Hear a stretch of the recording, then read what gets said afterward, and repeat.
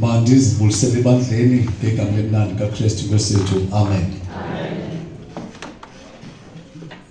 UThixo Three and White uthi when we talk to our God kufuneka sithethe okungazithetha ke nesihlobo. Ndiphulaphule umgacu unendawo ezithi he's talking to her God. Nkosi kakhulu mfana. Umdala uphaqula ke apha evenkini undifonela umntakwethu disociety ndibhizi phaa yangena ikhona mdala wam ntonto uthi awuthi ipulpit that amen ndanento ethi xa ndithi ndiphendula kuye ndikho thuba mna.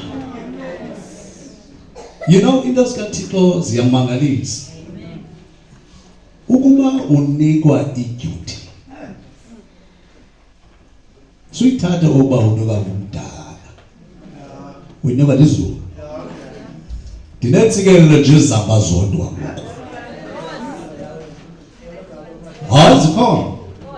zikhona mntakwethu and ndiyayivuyela noxolo mani bekwathi uToshi kusasa apha ndiyoyika andinakoyikwa tu mna mntasakhe. I'm happy kule ndawo ndikuyo because ndizawusebenzela intoni izulu. UThixo ke unento zakhe ezizodwa yazi xa izinto zikwehlela zibe buhlungu daba.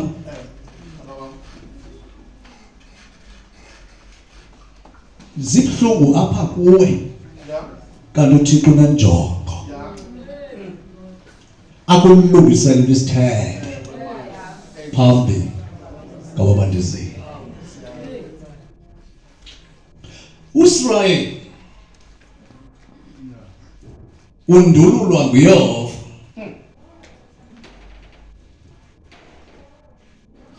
eJerusalem ngenxa yokuthathaka babo. uThixo kudala ethetha kunye nabo wathumela ke abantu belizwe okokuba baqhubisane nabo.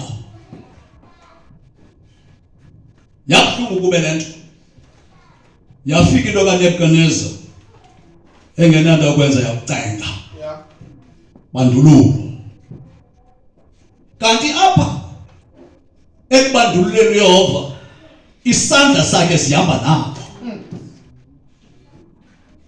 Bekulizwe lokuthinjwa God was with them. Sawukhankanya amadoda amabini amathathu kodwa ikhona le ndifuna siphume ngayo namhlanje endizawuthetha ngayo uThixo athande uba sithethe ngayo. Akanambeko ke amatyala amazame isapho matyala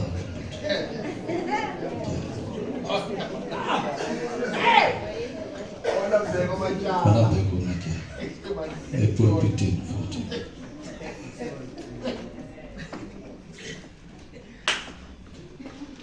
Bafika kwilizwe lokuthinjwa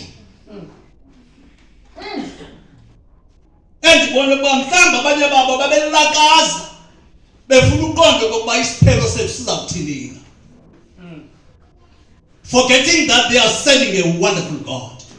Thixo ongalandi milandu, uThixo ongahambi ngohlobo esenza ngalo, Thixo sisimanga ikamva lethu sentendeni esandla sakhe.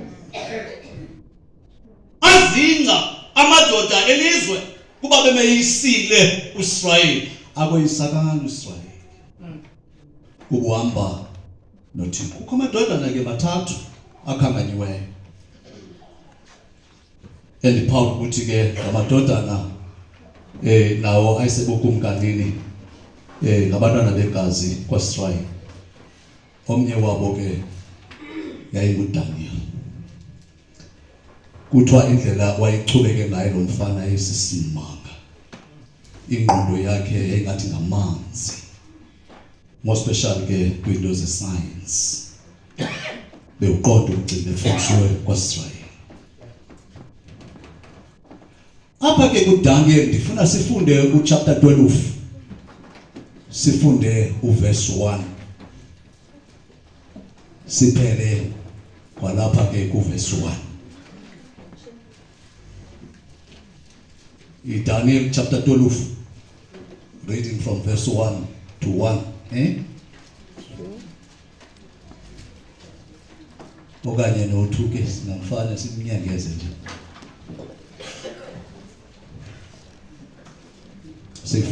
Sifundisana ngolo hlobo pha kwiklasi yobaptism, sifundi abantu basafashazisa ukwenzela bazakwazi uyi-understand and sicinge ntonye senze ntonye ngamtholo. Sifumene abantu abaneBhayibhile, singalindi abantu abangenazo bethina sincede. Daniel chapter 12, sifunda ke from verse 1 to 2. It reads as follows. Ngelo xesha uyawusuka eme uMikhaya, umthetheli omkhulu omela onyana babantu bakowenu. Uyakubakho ixesha lembandezelo elingazange libekho elinjalo kususela koko labakhoyo uhlanga kude kube nangelo xesha. Ngelo xesha baya kusinda abantu bakowenu bonke abafunyenwe bebhaliwe encwadini. Uyakuvuka abaninzi kwelabafileyo elithulini lomhlaba, aba baye ebomini obunaphakade, naba ke baye kwingcikivo nakumnyumnyezi obunaphakade. Inkosi ke mayisikelele ukufunda kwelizwi lwayo ngoku nangonaphakade. Amen. Omnye umbhali xa ezama ukukomenta ngo-12 uverse 1 kuDaniel, uthi xa kuthethwa ngegama elinguMichael okanye ke uMikhaya, kuze ke kubhekiswa kwindoda ephethe isithunywa, the head of the holistic angels. Atomnye umbhali akakho ke oyi-head of the angels ingenguye uKristu. Athi ekota nakwincwadi kaRevelation uchapter 12 uverse 7, kwaze kwabakho imfazwe emazulwini phakathi kwaMikhaya nezithunywa zakhe nezithunywa zenamba, nenamba leyo egama layo linguSathane. Uthi ke apha ke masazi ukuba kuthethwa ngabani. Ngubani lo uza kuma ngenye imini? Ngubani lo uza kuma ngenye imini? Uthi umbhaleli wethu umka Ellen White ka-White uthi xa ithetha, before sithethe ngaye lo uza kuma ngelo xesha, siqale sijonge ukuba kwenzeke ntoni sezawuphakama nje. Uqhubekeka kwincwadi ethi The Desire of Ages, kwisihloko esithi The Lord is Rising or is Risen, page 779. Uthi the night of the first day of the week had worn slowly away. The darkest hour, just before daybreak, had come. Christ was still a prisoner in his narrow tomb. Uzoba indlela uYesu awafangayo on Friday ngo-31 AD. Ubusuku basuku lokuqala kulapha kuSaturday. Biblically, njengoba sisazi singama-Adventist okuba isabatha iqala ehlweni Friday, iyokutsho ehlweni ngesabatha. Usuku lokuqala Sunday uqala ehlweni Saturday, uyokutsho ngecawa ehlweni lusuku lantoni lokuqala. Uthi ke to Ellen White uYesu ngexesha usemangcwabeni usathinjiwe kukufa. Amadoda elizwe akubo abapriest nabavele bavuya kuba lento bebeyifuna yetheni yenzekile. Lalizwe lithetwa zona tu God the Father tetwa ejongile kokuba hey ndizababonisa kwa ndingubani. There are two types of angels that I know. Seraphim kunye nekerubi. Ikerubi zezi namaphiko amabini ingqanga ngqwi. Yile ongendawo wayengomnye wawo uLucifer the light bearer. But ke emveni koko wenza ngohlobo afuna ukwenza ngalo uThixo has a place. Hey wethu, don't be proud. Ebandleni sozinca uthi bandikho izinto zihamba kakuhle Thixo uyareplace. Wareplace ngekwekwe egama layo linguGabriel. Yebale kwekwe yaphulaphula izinto ezithethwa impilo kaThixo. Wathi uThixo xa ehleli kunye nayo mfowam, the time will come. Xa ebona izithunywa ngexesha uYesu afayo on Friday, angcwatywayo Friday in the afternoon, zafuna ukuhamba ezanto ziyokumthatha. Wathi uThixo the time has not yet come. NguThixo wexesha. Because now men's unyanam ixoki. Kuba bethe ngosuku lesithathu uzawuthini? Ayithetha ngalo.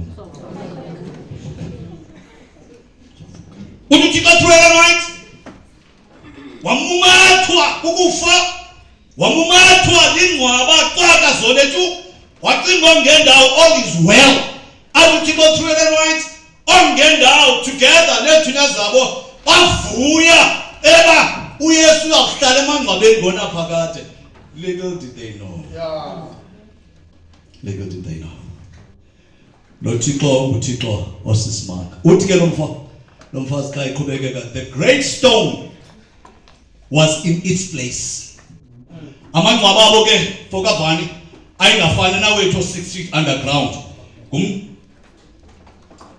Umkolongo kukolongo umhlaba afaka umuntu kuvalwe ngelitshe out together kule ndawo. Kukhona amadoda anezoso, madoda zamaRoma ephawule kokuba baveni iyalelo yabapriest kuba kungabikho namnye umuntu ozawukwazi ukuba azomka uYesu Kristu, bathi uYesu utheni uvukile. Hey, ababelizwe bantakwethu bayakwazi ukwenza izinto macebo ulele nje abalelanga. Forgetting you are serving a living God. Kubuthixo unguThixo oyaziyo into ongekayicingi. Wayicinga. Uthi kuGabriel, Gabriel, for the time has come. Go to my son. Umxelele ukuba uyise yambiza. Ethi ixelo andala kaThixo the Roman seal was unbroken. The Roman guards were keeping their watch, and there were unseen watchers, hosts of evil angels were gathered about the place. Ngemikhosi yongendawo phezu kwengcwaba kaKristu, I do not know nokubana ngaba they were hovering upon okanye they surrounded. I do not know, but what I know most is that kwakukho inginginya yezithunywa zobumnyama zirhangqe ingcwaba kaKristu. Ingcwaba kaKristu. Indlela thena ifunda nafumanisa bachini ubalekile uYesu bombakhe. Hey, isimanga idodinye kodwa the heavenly host ezingangkhongcwele zahanga ingcwaba lakhe. point ndabona kwaphaka kokuba ngabantu abanentimbo. Ndiyo. Althatha lokulukhwe longendawo Satan, because egama lithi Satan means Antichrist. Bamzonda uYesu. Bamzonda uYesu. Ethi ngelo Manolo sekanti ngante bazisanda. Had it been possible, the Prince of Darkness with his apostate army would have kept forever sealed the tomb that held the Son of God. But heavenly hosts surrounded the sculpture.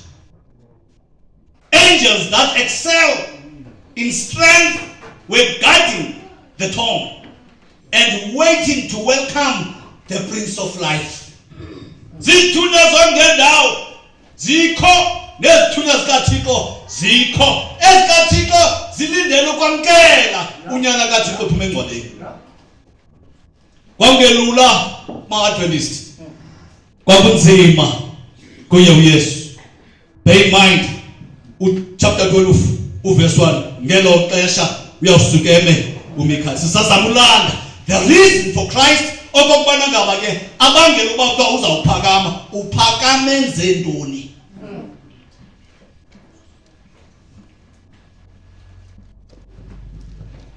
Ngexesha afayo uYesu on Friday, there was an earthquake. Athi Thixo thwele and white, the earthquake marked the hour.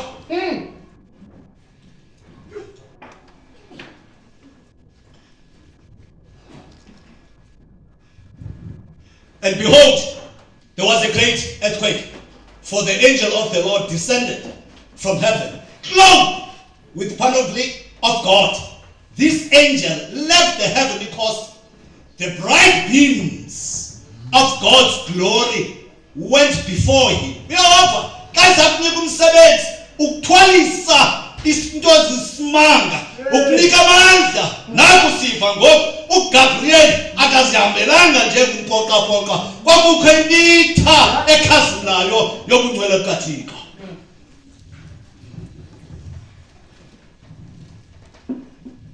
Nengubo zakhe ezikhazimlayo okombane nezimhlophe njengekhephu.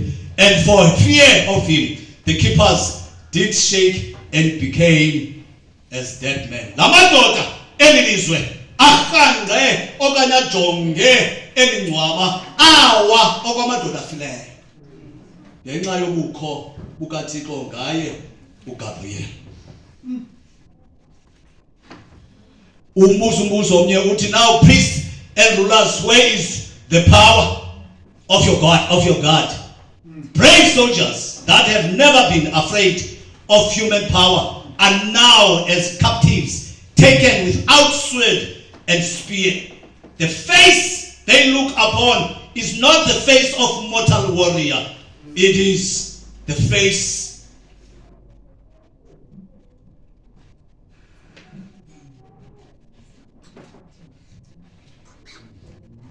ingalo ithi babengajonganga buso bendoda yemfazwe efayo, but bajonge ibuso bendoda ethika ngokuyajonga ngaphulu kokubana inamandla ayo bathezulu, ithunyiwe ethi ke ngoku izithunywa zobumnyama zabaleka. Yamcapukisa ngendawo loo nto. Nibalekela ubuso wam uphiye.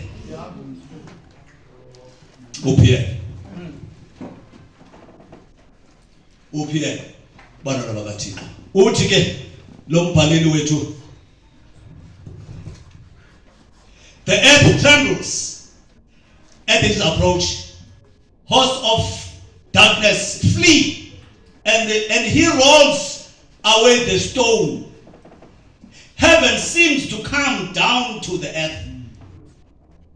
The soldiers see him removing the stone as he would a pebble, and hear him cry, Son of God, come forth, thy Father calls thee. Zikhona lamadoda angamadindala ambona uGabriel when he rolled away away the stone. Thixo uyakwazi abantu amanintsi xa kube litye elicinezelayo uyawathumela isithunya siliqenqe lo litye. Sinabava silapha nje kwaye sisabana uba ukabi nawo. Tomorrow is coming. Tomorrow is coming. Aqenqe ke uthi. He rolled away the stone.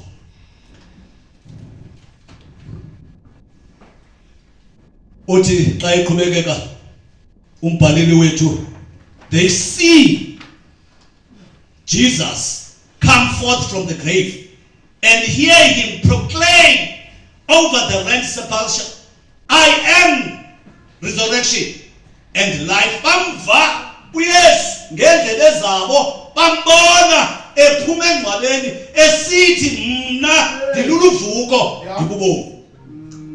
Phambi kwabo bantakwethu, phambi kwabo bayinqina nabo loo nto. As he come forth in majesty and glory, the heavenly hosts bow low in adoration before the Redeemer and welcome him with songs of praise. Engcwabeni bancula bantwana kaThixo ngenxa yovuyo bebona unyana kaThixo eleyisile ingcwabo lokufa. No wonder omnye umbhaleli wengoma Deeper, he filled in there iculo elithi ifanele ivana ifanele ivana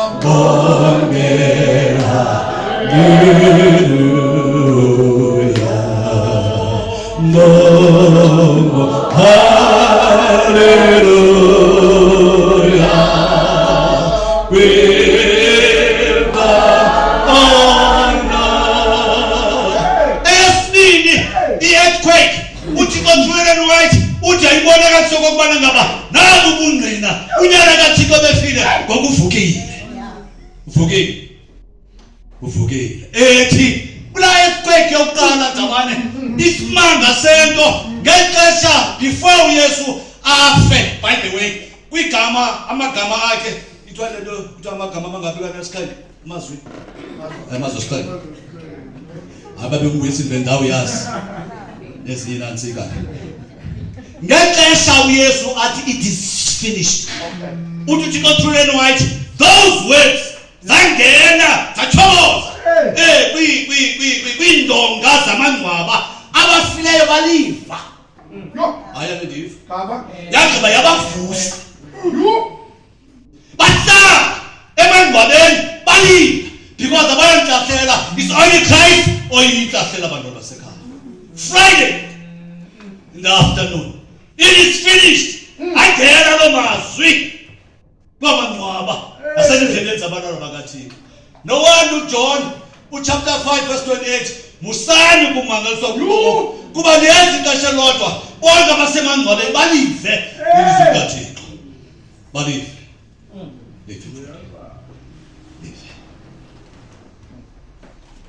Latalasa ilizwe ngenxa yokufika ne-earthquake eyenzekayo okwenqila litalasa abantwana bakaThixo because the world is God's. Sabathi lekabani lekaThixo.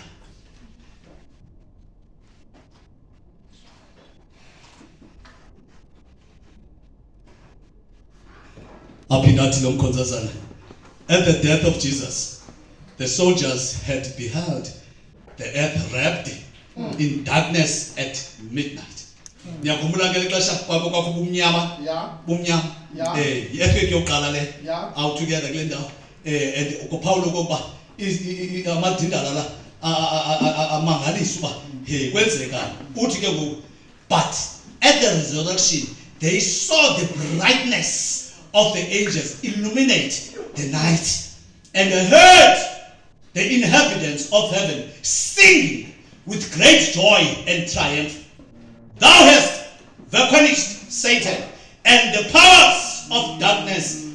Thou hast swallowed up death in victory. Kuthiwa amadoda asekhaya ezulwini engqina okubana ngaba uYesu unguye umeyisi. Nguye umeyisi bantwana basekhaya. Unguye umeyisi. Aziva futhi lezo zithunywa xa zicula ndiyaqhawuleza ke bantu bakaThixo. Indenze lento ndanomdla manje kakumbi bantwana bakaThixo. When Jesus was laid in the grave, Satan triumphed. Wavuya ngendawo ngexesha uYesu asentweni asengcwabeni. He dared to hope that the Savior would not take up his life again. Wacinga okokuba uYesu akawuphinda kuthathwe ubomi bakhe engcwabeni. He claimed the Lord's body and set his guard about the tomb, seeking to hold Christ a prisoner. He was bitterly angry when his angels fled at the approach of the heavenly messenger. When he saw Christ come forth in triumph, he knew that his kingdom would have an end and that he must finally die.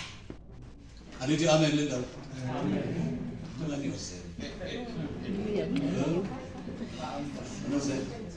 Oh, attentive, beautiful. Uthe akumbona ngendawo uYesu ephuma engcwabeni waqonda ukuba I'm doomed.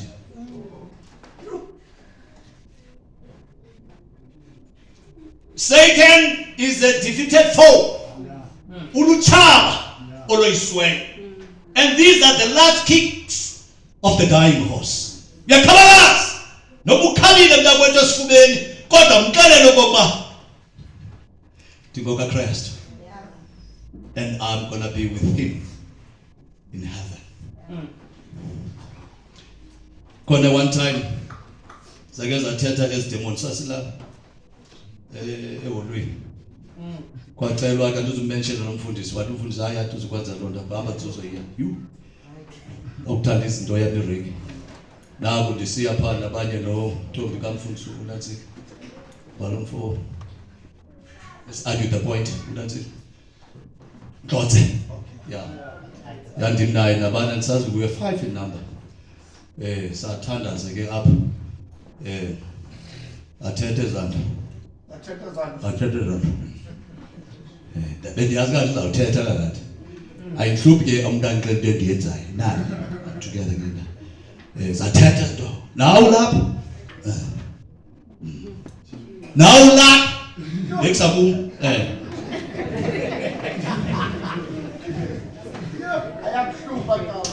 I sloop him there not. Utlandi zenza imasa inani senza. Yeah. Is no was one team kapes kwakhe out together le ndawo. What I said to him, oh kanye kwazinazeka khona. I said Jonga. Ikamva lenu. Kuphandle. I know we've been in heaven, but we'll never go again. But I thought Christ died for me. And the blood of the Lamb will cleanse me. And when I go, but what I know, Zakar, Zapum. There's a what I do about.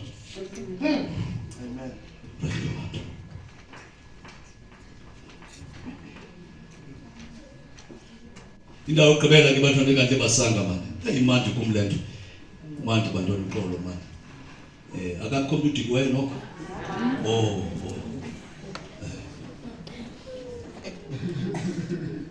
Abantu badikwa lo. Bakuhayisa. Into la ibe ngqala.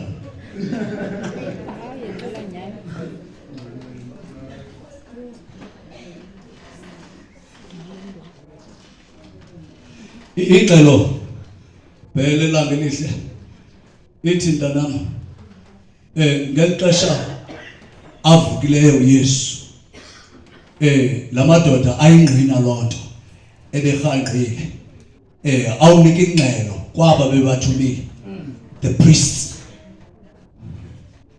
But hey, into enzekileyo and ithi ingxelo, they were so convinced over Christ has risen. uCaiaphas bandikhumbula kahle, uThixo through Ellen White uthi imilele yakhe yayibonakala iyathetha but akho iphumayo emlonyeni. Athela kaDona xa izawuphuma ngomnyango kwangona ispeech sifikayo, uthi wathi kuba hayi man ningabhatyasi zenithi benilele.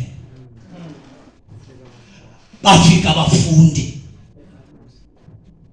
bamba kuthanda le nto ayabaphatha kakuhle nxakasana, kodwa ngenxa yokunyomkela imali bathengisa ke ngoku i-integrity yabo. Bathi bawugqiba bowuxelela abaprisi, bowuxelela ke uPilato okokuba yemfonini ikhona ingxaki ezakwenzeka enzekileyo. uPilato wathetha nalamadoda ebewagadisile, athetha inyani kuye.